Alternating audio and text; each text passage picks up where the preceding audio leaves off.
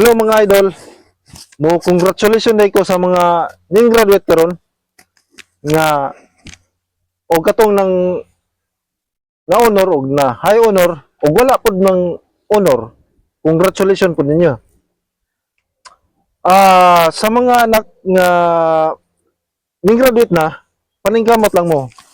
Og katong wa pud ma-honor, paningkamot lang. Kay ma-honor mo. Og kita po mga mahan og inahan, mga ginikanan, kinahanglan nga suportahan po nato ang mga anak para malambos pud sila. Para na sila yung motivation na kita naningkamot.